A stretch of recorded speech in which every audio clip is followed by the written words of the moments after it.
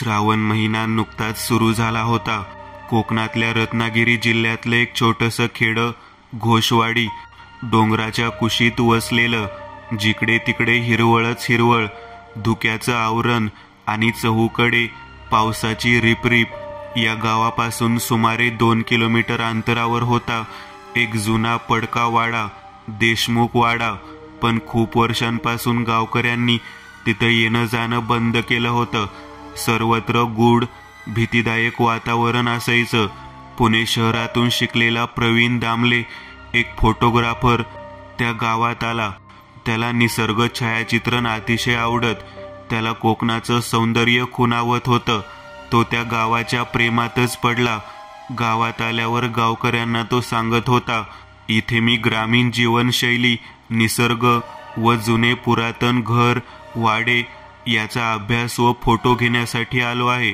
त्यातील एक वृद्ध आजोबा बोलले, घे घे सर्व फोटो, आमचे बी फोटो घे. पण त्याला हेही बजावलं, देशमुख वाड्याकडे जायचं नाही, लय विपरीत आहे, जीव गमावशील, तिथं शाप आहे.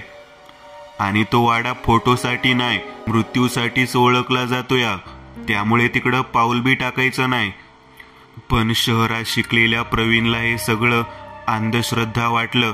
तो म्हणाला, अहो आजोबा, एवढ्या छान निसर्गाचा वरद हस्ता आहे इथे, वाईट काहीच असू शकत नाही, वाईट काहीच असू शकत नाही, उगाच अफवा पसरवल्या आहेत.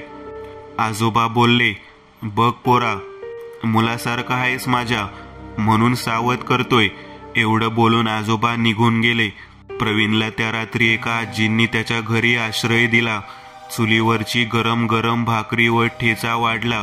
प्रवीण पोटभर जेवला. गावातील लोकांची मायाच वेगळी असते असं तो मनातच म्हणाला व रात्री झोपण्याचा प्रयत्न करू लागला. पण त्याला कुठली झोप यायला. सतत त्याच वाड्याचा विचार त्याच्या मनी येत होता. शेवटी तो उठला व छोट्या खिडकीतून बाहेर पाहिलं. पाऊस थांबला होता.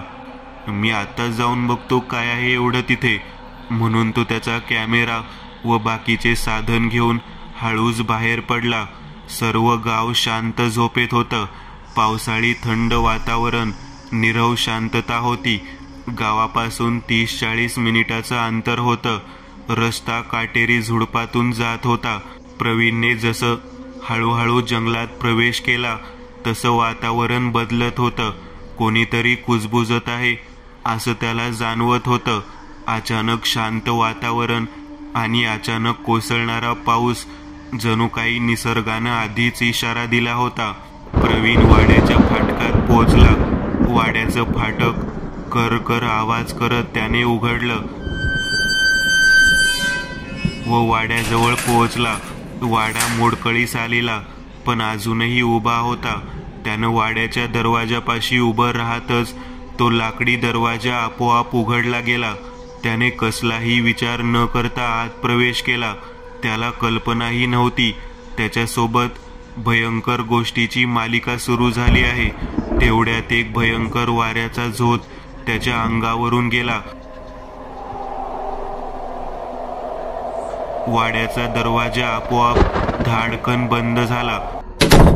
प्रवीणने दचकून मागे पाहिलं. जाऊ दे, वाऱ्याने लागले असेल असं त्याला वाटलं. जसा तो पुढे पुढे जाऊ लागला तसं पावसाचा आवाज एकदम वाढला. छपरावर टपाटप थेंब कोसळत होते, पण जणू त्यांना कोणीतरी रागाने ढकलत होतं. त्याला जरा भीती वाटू लागली होती. तो आत गेला. सर्वत्र अंधार. त्याने मोबाईलचा टॉर्च लावला व वाड्याचं निरीक्षण करू लागला. ओलसर भिंती, काळे पडलेले डाग आणि भिंतीवर अजूनही जुन्या काळच्या बायाबापड्यांचे फोटो.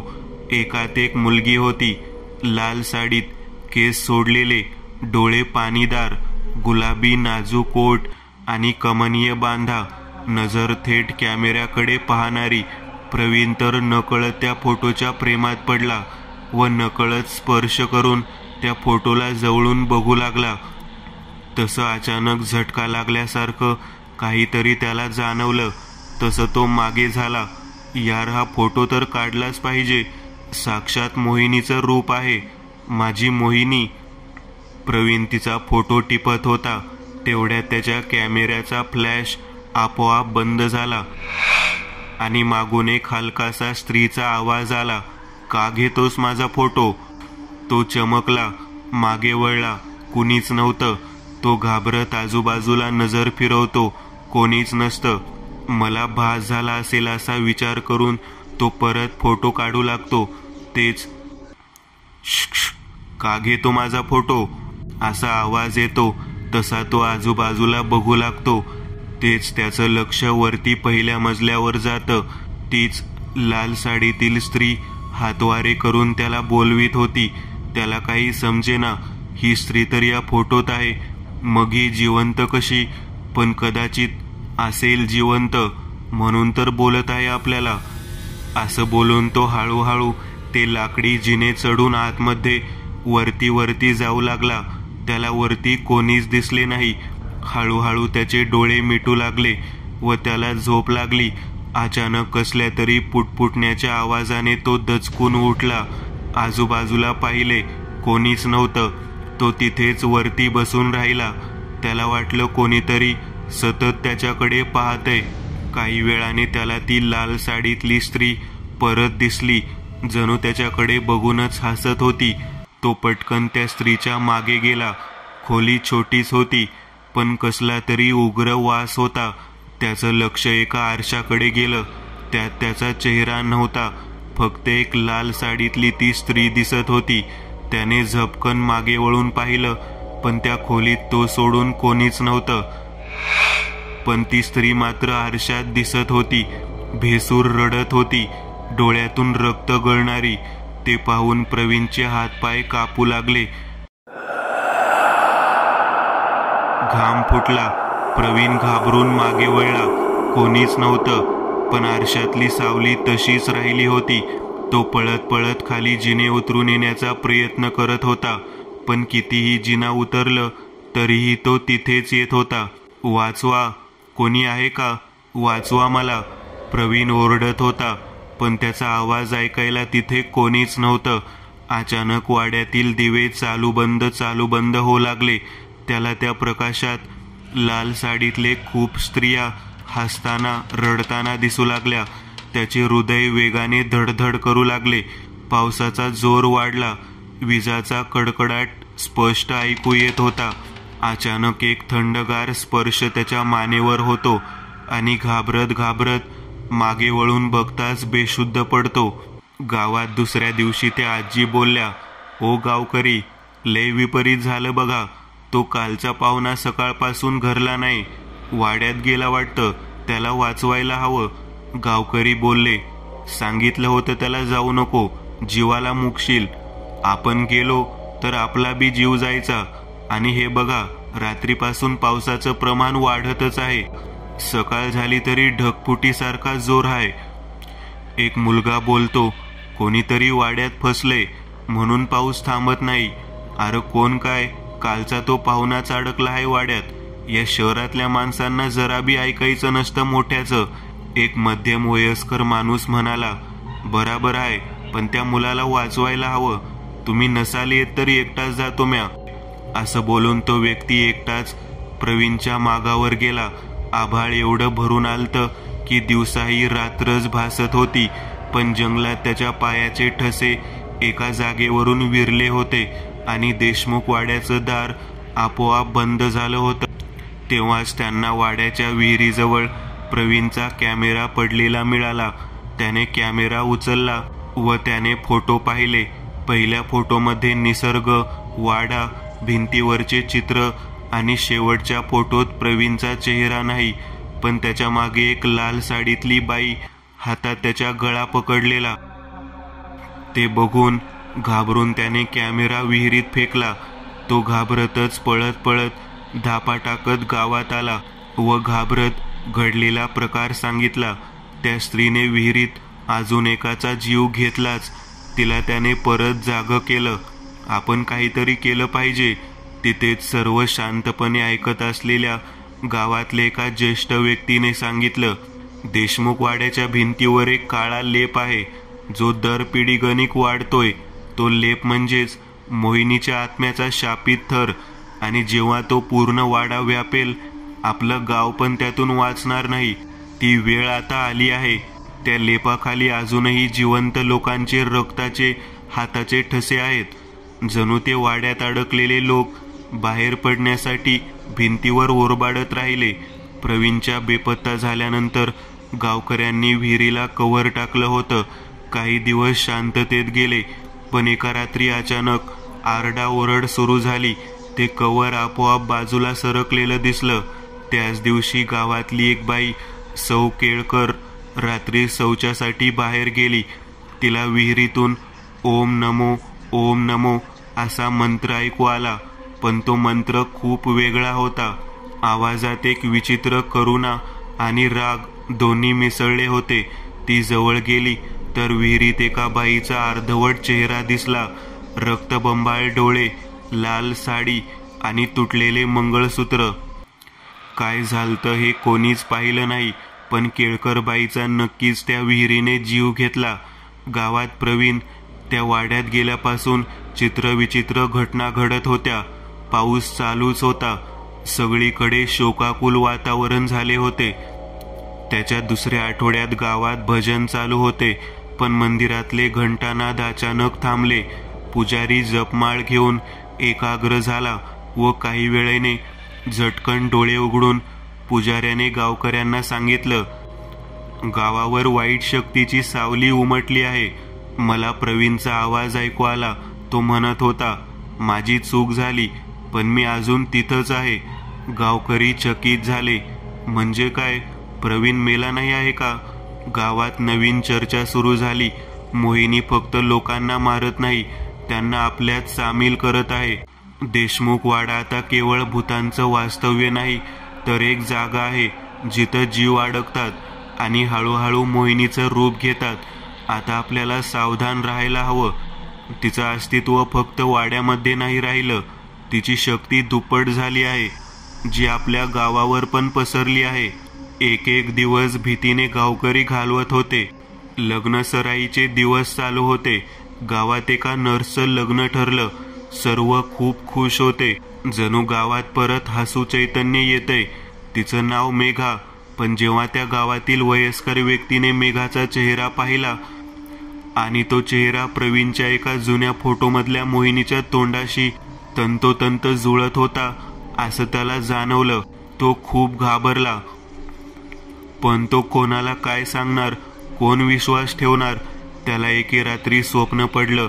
तीच लाल साडीतील तीच स्त्री, रागीट डोळे, मोकळे केस. कोणाला काही समजलं तर तुझा अंत निश्चित. एवढं ऐकून तो दचकून जागा झाला. घामाने डबडबला होता. तो आजूबाजूला घाबरत बघत होता. कोणीच दिसलं नाही, पण खिडकी मात्र उघडझाप करत होती. जणू मोहिनीने दुसऱ्या स्त्रीचा वापर स्वतःसाठी केला. मोहिनीचे पुनरागमन झाले. लवकरच गावात विचित्र घटना घडू लागल्या. झाडांवर उलट टांगलेले कोंबडे, पावसात चिखलाच्या गाळात दिसणाऱ्या बांगड्या आणि रात्री दरवाजावर आपटणारा अदृश्य हात. खूप भीतीदायक वातावरण अनुभवत होते. एका दिवशी मेघानं तिच्या आईला घाबरत सांगितलं, माझ्या स्वप्नात एक स्त्री येते. ती म्हणते, तू माझं शरीर आहेस. आता माझा विवाह तूच पूर्ण कर. मला काहीच समजत नाही, ती असं का बोलते? कोण आहे ती? अचानक दुसऱ्या रात्री मेघाला हृदयात खूप वेदना होऊ लागल्या. जणू कोणी तिला ओरबाडत आहे, काहीतरी कापत आहे. ती तळमळत होती, पण तिच्या घरचे काहीच करू शकत नव्हते. शेवटी ती बेशुद्ध झाली. तिच्या आईने पाहिले. तिच्या हृदयावर मोहिनी नाव कोरलेलं होतं, अर्धवट अक्षरात. जणू कोणी रक्तात बोट बुडवून लिहिलं होतं. गावात बातमी पसरली, मोहिनी आता स्त्रियांच्या शरीरातही प्रवेश करत आहे आणि त्या बायका आपोआप तिचं अस्तित्व स्वीकारून बलिदान देतात असंच वाटत आहे. सर्व स्त्रिया घाबरून राहू लागल्या. घरातून बाहेर पडणं बंद केलं. श्रावणातल्या शेवटच्या अमावास्येच्या दिवशी गावात जोराच्या वादळासारखा पाऊस झाला. विजा चमकत होत्या आणि एक वीज थेट देशमुख वाड्याच्या तिजोरीवर कोसळली. त्या वळणावर वाड्यातून एक भीषण किंकाळी ऐकू आली, जणू 100 आत्म्यांनी एकत्रित. मी मोहिनी आणि पाऊस थांबणार नाही तोपर्यंत सगळं गाव माझं होत नाही. गावकरी खूप भेदरले. काय करावं, कुठे जावं, कोणालाच काही सुचेना. मोहिनी आपला जीव घेणार, ती कोणालाच सोडणार नाही. एक तरुण मुलगा बोलला, माझे एक ओळखीचे गृहस्थ आहेत, त्यांना आत्म्याचा पूर्ण अभ्यास आहे, तेच आपल्याला यातून वाचवतील. त्या मुलाने लगेच त्याला फोन केला व तातडीने बोलावून घेतले. ते गावात आले. त्यांनी जुन्या हस्तलिखात वाचलं की मोहिनीच्या आत्म्याला पूर्ण मोक्ष मिळण्यासाठी तिचा अपूर्ण विवाह पूर्ण करावा लागेल. प्रवीण मेलेला नाही, तो जिवंत आहे, पण त्याचं मन शरीर त्याचं राहिलं नाही. प्रवीणचं शरीर अजूनही वाड्यात कुठेतरी बंदिस्त आहे आणि जो कोणी ते शोधून तिच्याशी विवाह करण्यास तयार होईल तोच या शापाला तोडू शकेल, पण त्यासाठी त्याला स्वतःचा जीव द्यावा लागेल. पावसाचा तांडव सुरू असतो. गावात विजा चमकत होत्या. देशमुख वाडा भयानक आवाज करत होता, जणू कोणीतरी आतून दार फोडतोय. मेघा घरी झोपलेली असते. तिला स्वप्न, भयंकर स्वप्न पडतं. तिच्या अंगावर लाल साडी घातलेली आहे आणि म्हणते, तू माझ्यासारखीच दिसतेस, आज तूच माझं लग्न पूर्ण कर. व घरात जोरात आरसा तडकतो. त्या आवाजाने मेघाची आई पळत येते. मेघा वेड्यासारखी करत होती, स्वतःलाच मारून घेत होती. मेघाच्या आईला सर्व बघून घाम फुटला. ती पळत पळत बाहेर जाऊन मोठ्या मोठ्याने आवाज देते. ते गृहस्थ व गावकरी जमा होतात. त्यांना मेघाची अवस्था बघून सर्व समजतं. ते बोलले, मोहिनीच्या आत्म्याला मुक्त करायचं असेल तर तिच्या प्रतिरूप प्रवीण तिच्याशी लग्न करायला हवं, पण त्यासाठी ती व्यक्ती स्वतःचा जीव द्यायला तयार हवी. मेघाला कळून चुकलं होतं. मोहिनीने आपलं रूप माझ्यात धारण केलंय. असंही मरणार आहोत, त्यापेक्षा गावाला वाचवून मरू. रात्री 12 वाजता मेघा देशमुख वाड्यात प्रवेश करते. पाऊस वाढतो.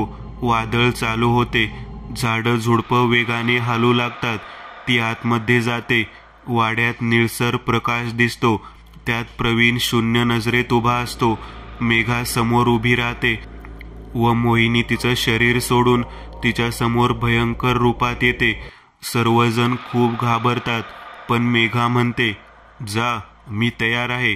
तुला मोक्ष हवाय ना, मग घे. जोरात वीज चमकते.